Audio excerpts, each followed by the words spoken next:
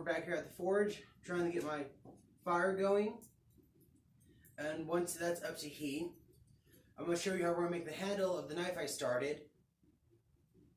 And yeah, so once we're up there, I'll bring you back and we'll start hitting on the anvil. Okay, so I'm not sure if I mentioned this in the first part of the video, but it's called Losing It in the Fire. Right here you can see you can't just barely see the tip. I can see it. I don't think it's going to show on video. I'm going to have to zoom in. But right here, the handle, the part we want to work on, you can still clearly see. Oh man. Okay, there you go. You can still kind of see the dark rebar, which means it's not ready to forge yet. When the shaft here gets as bright as the tip in that little corner there, that's when you pull it out and start working it. Now, for some of you who are new to the game, that's getting hotter because that end is thinner. So, that was it. Just quick little lessons and recaps if I already did this. So here we got it up to heat, and where we forged the blade by hitting one side, flipping completely over to the other. Here we're just going to do quarter turns, as you can see here. It's not a full rotation, it's one hit, turn, one hit, turn, one hit, turn. And then eventually, as you can see, the knife itself is bending. So to reduce that, you're going to, flip it the other direction, do another quarter turn, hit it, quarter turn, hit it. It's probably best to do a quarter turn until you get a full rotation. But I don't know why I did this way, but I did. So as you can see, kind of quarter turn, hit, and as you can see, the shaft is getting thinner, the knife is bending itself back into place. I'm not sure if I was hitting too hard or if I was hitting at an angle that caused it to bounce around, but I do lose control of the rebar a lot, so.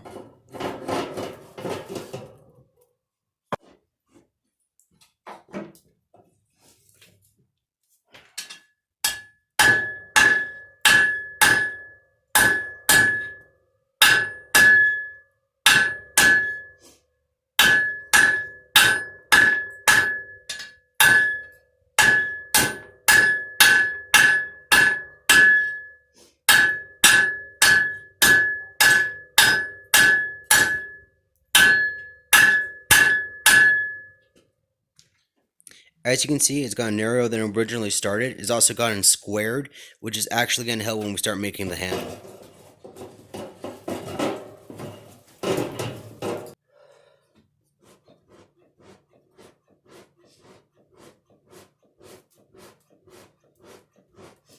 This shot actually doesn't serve any purpose to the film other than it just shows that I do everything on my own. I mean, I work the bellows, I dump in the coal, I smith the hot rebar, but I also do all my editing, I do the music, I do the titles. I do this all on my own. I have no crew, and it's very dangerous that way. But this is just a quick insight on, this is why my videos are so, well, they're not great, but they can be better. So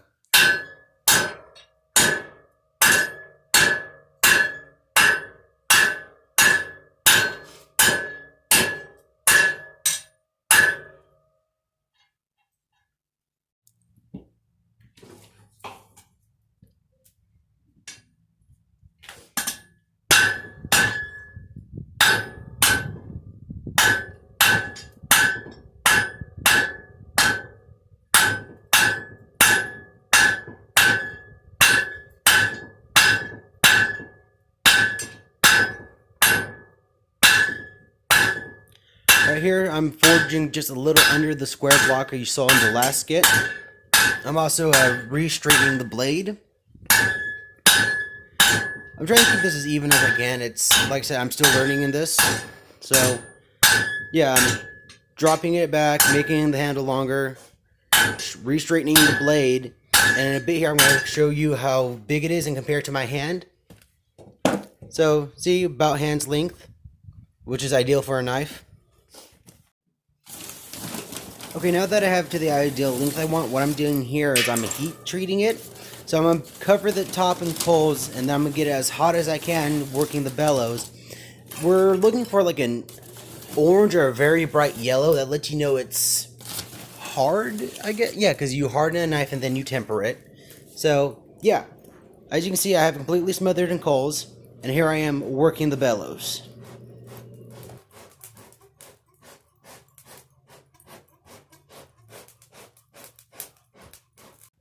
Okay, so here we brought it up to temperature. When it comes on screen, you will notice it's a bright orange. And what you do, you want to harden it in water, and you want to dip it in and out. You don't want to let it set, because it can cause it to crack because it's cooling too rapidly.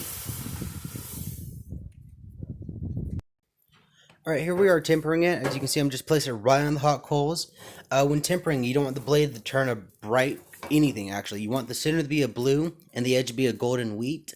And then you're going to dip it in oil, similar to how you did it when you were hardening it with water.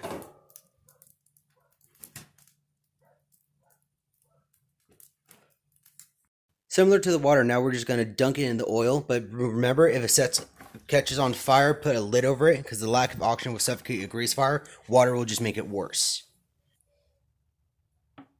Here, I'm going to start forming the tip using file. Interesting about blacksmiths is not one blacksmith made a sword. In fact, it was a team effort. One person did the sword, one person did the hilt, one person did a decoration. That blacksmithing sword was actually a team effort. But how do you know if your blade's hard? Well, as you can tell, when I ran the file across the top, it made a much sharper sound versus the bottom where it made a much duller sound. That's how you can tell if your blade's been properly tempered, when it makes that nice, sharp, ceramic-y sound. So I have the tip formed, and the knife is roughly forged to shape. I'm going to go ahead and use my file and bring it to its final form. I'm going to use my file as a plane. As you can see here, I'm rocking it back and forth in both hands, checking it, moving my head around, making sure I have as many of the high spots as possible. And if I'm not sure, I'm going to use my, file as kind of like a level. I'm going to lay it flat against it. And where it's not flat, well, then I'm going to knock that down until it is, and then just keep going from that point until I bring it to its final shape.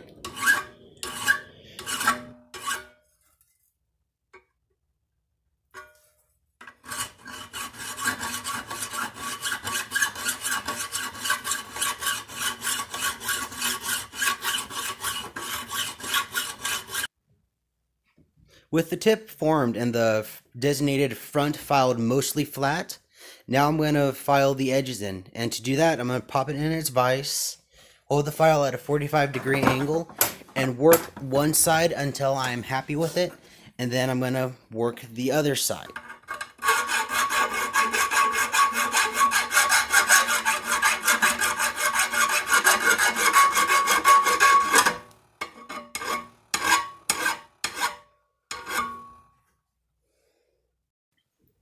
Now that I have the edges to shape, what I'm going to do is I'm going to plane the face here. The idea is I want to get it as flat as possible without too many curves and bumps.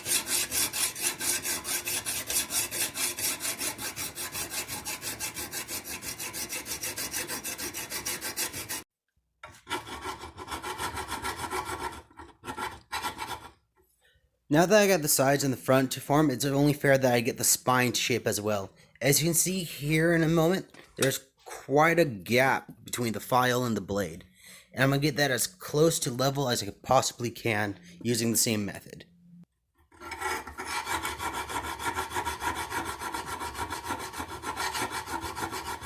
As you can see here, I put the blade here in the vise as level with the tip as I can get. I'm still going to use the same method. It just makes it a much more secure platform than when I just had it standing in the vise. Now that I have the blade to shape and the edges filed in, I'm going to remove it from the rest of the rebar, and then we can start making the handle.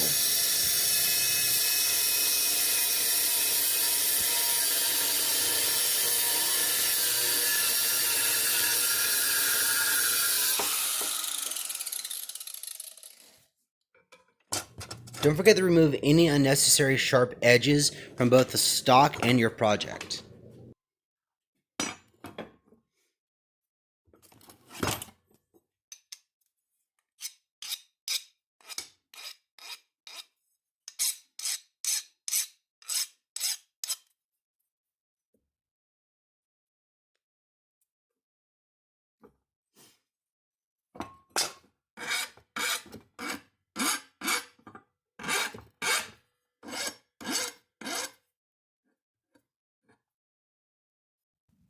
For the handle, I just use a simple pine 2x4. I maybe about half an inch from the top, and then about full length of the tang.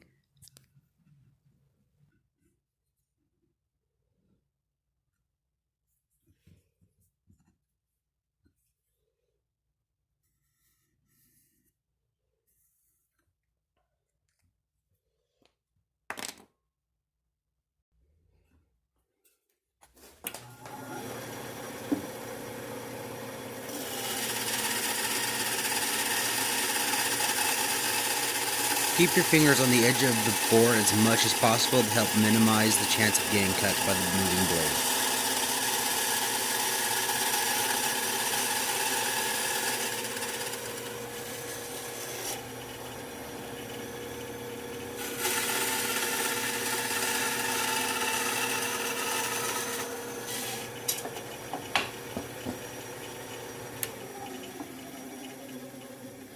My cut wasn't as straight as I liked it. As you see here, it rocks on the back end, but on the front end it stands. So I used a plane, which, well, that one didn't work very well, as you'll see shortly. The blade actually was damaged. I thought it was just clogged from all the wood shavings from not cleaning it. No, I guess at some point I hit a nail, quite a few times in fact, and it just ruined the blade, so I had to move to my smaller one.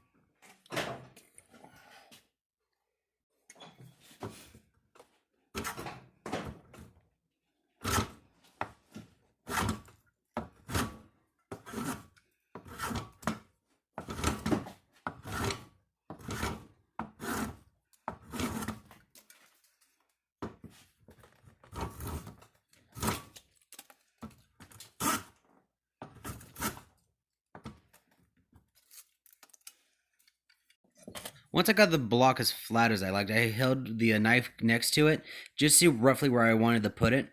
I remember reading that you don't want the knife directly in the center. So, you're going to see me try one method, and that it was to, I believe, you were to drill it out and burn it out, tap your holes, and then put in your rivets or screws. Well, I started that, and then at some point the drill seized on me. So I took the block to the bandsaw instead and used an older method that I did on one of my first knives.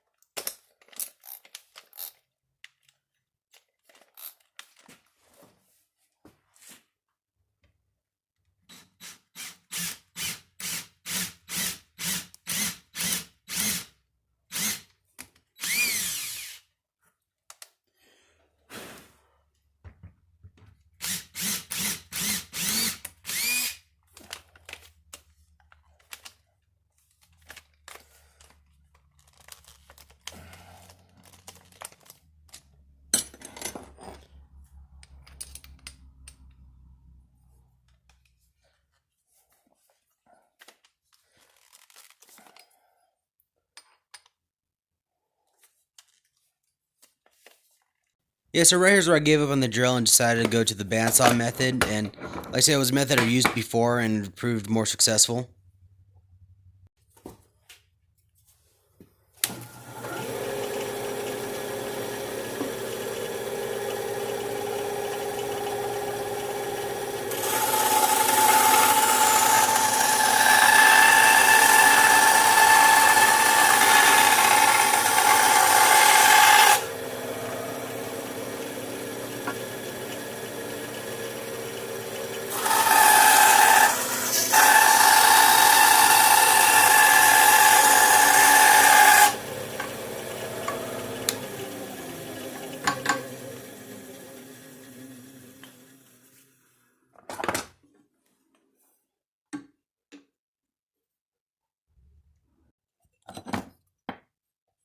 I laid the tang on the block and then I traced it out using a Sharpie.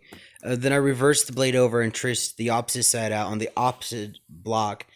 And then I used a wood carving kit, whittled out part of the section. And then where the tang's at its narrowest, I just used a 1/2-inch chisel.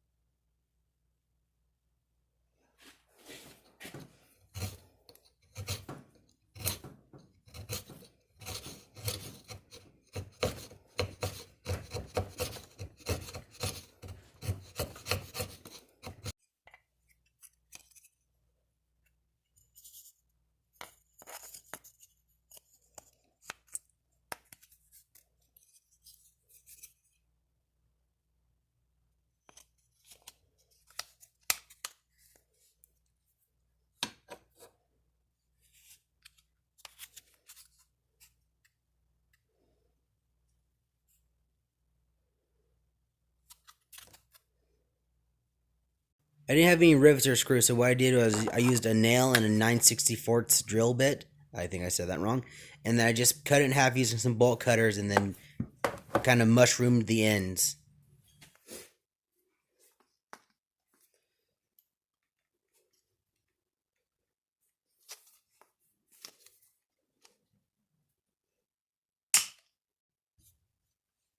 To make sure that the holes on the handle and the tang lined up, I just taped a section of the tang to a part of the handle and then drilled through it. And then I removed the tape, taped the other half to it, and then just went through the same holes.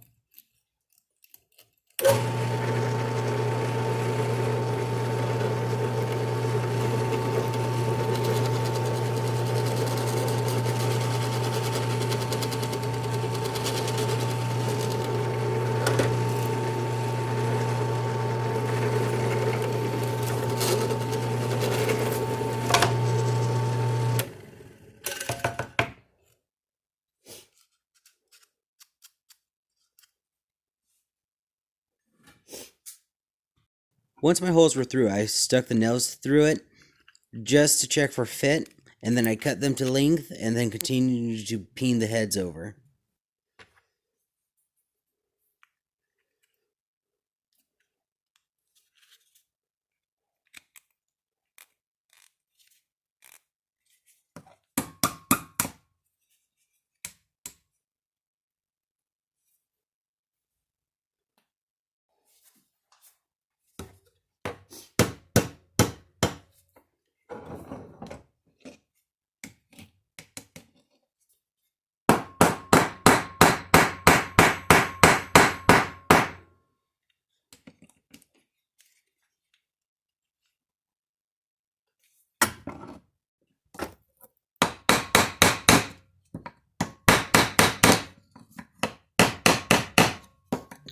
ideally you'd use a ball peen hammer for this, but we all know me. I like to make things up as I go and use what I have available.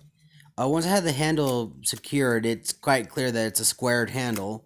So I take my knife and then I just kind of whittle it to shape until I'm comfortable with it.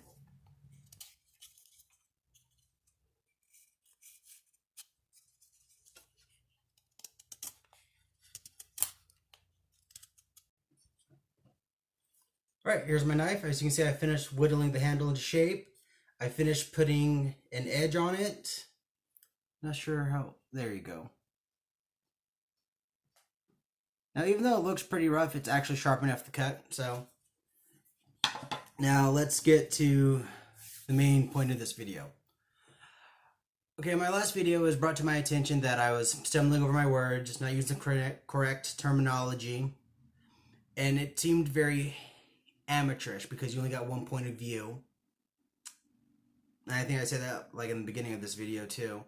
You know, so they said, well, one of my viewers, subscribers actually, I work with the person, suggested I write a script, practice my terminology, and then, you know, just try to shoot from different angles because it looks very amateurish, and it is because this is a one-man show. I do all my filming, I do all my editing. If there is any music, I do that too. And it's all very spur of the moment, on the spot. There is no practice, there is no crew to help me if anything goes wrong. There is no safety measures because I don't think about that while I'm doing it, and it's very dangerous as well. And I can see where he comes from because, you know, the whole point of watching something is that so it's good because you enjoy watching it. And my videos just made him very nervous. So, I mean, I don't have anything else to say to that other than that. I hope you like how I did this video where I showed you what I was doing and then I voiced over explaining what I was doing. Maybe you like that more? Hi, Mama. Oh, my guest appearance. Go on. Anyhow, but yeah, I don't really like that idea because the whole point is I'm learning and you're learning with me. So you get to see me struggle and you get to correct my behavior and say, hey, I saw what you did. It worked. That's why when I post these videos, I'm the first one to watch it because I want to make sure my comments are turned on because I actually want to know, hey, Daddy did something wrong. Can I correct it? And turns out I can. And some of you have actually commented on my videos correcting my behavior. Some of you have talked to me in person correcting my behavior. And I thank you for that. So this video was a little longer than I wanted, but I did finish the knife like I said I would. So thank you for watching. Thank you for commenting. Please subscribe. And until then, see you on the next project.